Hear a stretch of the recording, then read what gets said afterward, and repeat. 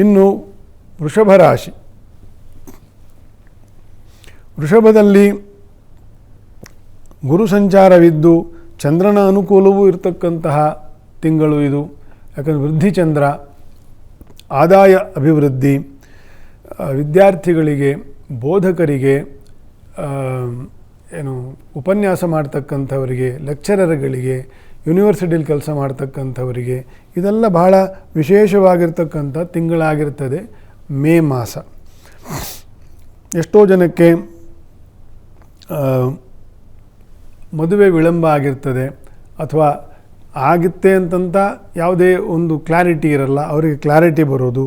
ಮಕ್ಕಳಾಗಿರಲ್ಲ, ಅವರಿಗೆ ಸಂತಾನ ಪ್ರಾಪ್ತಿ ಯೋಗವೂ ಕೂಡ ಬರ್ತಕ್ಕಂತಹ ಯೋಗ ಮೇ ತಿಂಗಳಲ್ಲಿ. ವಿಶೇಷವಾಗಿರ್ತಕ್ಕಂಥ ಗುರುವಿನ ಅನುಕೂಲವೂ ಆಗ್ತಕ್ಕಂಥದ್ದು, ಲಾಭದಲ್ಲಿ ಶುಕ್ರನು ಇರತಕ್ಕಂಥದ್ದು, ಶನಿ ಮತ್ತು ರಾಹುಗಳ ಯುತಿ ಬಿಡ್ತಕ್ಕಂಥದ್ದು, ಇದೆಲ್ಲ ಬಹಳ ವಿಶೇಷವಾಗಿರ್ತಕ್ಕಂತಹ ಫಲಗಳನ್ನು ತರ್ತದೆ. ಹಾಗಾಗಿ ಈ ರೀತಿಯ ಫಲಪ್ರದವಾಗಿರ್ತಕ್ಕಂತಹ ತಿಂಗಳು ಮೇ ತಿಂಗಳು.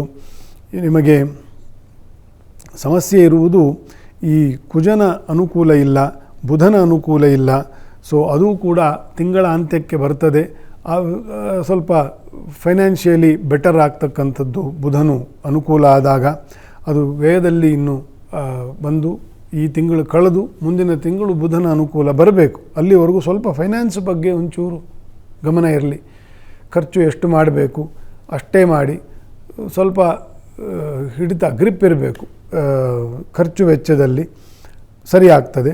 ಲಕ್ಷ್ಮೀ ವೆಂಕಟೇಶ್ವರ ದೇವರ ದರ್ಶನ, ಅವರಿಗೆ ತುಳಸಿ ಸಮರ್ಪಣೆ, ಪ್ರದಕ್ಷಿಣಾ ನಮಸ್ಕಾರ, ಪ್ರಾತಃ ಮೊದಲನೇ ದರ್ಶನ, ವಿಶ್ವರೂಪ ದರ್ಶನ ಏನಂತೂ ಮಾಡ್ತಾರೆ, ಸುಪ್ರಭಾತ ಸೇವೆ, ಈ ರೀತಿಯ ಸಮಯದಲ್ಲಿ ವಿಶೇಷವಾಗಿರ್ತಕ್ಕಂತಹ ದರ್ಶನ, ಶ್ರೀನಿವಾಸನ ದರ್ಶನವನ್ನು ಮಾಡಿ, ತುಳಸಿ ಸಮರ್ಪಣೆ ಮಾಡಿ, ಸಂಪದಾಭಿವೃದ್ಧಿ ವೃಷಭ ರಾಶಿಯವರಿಗೆ.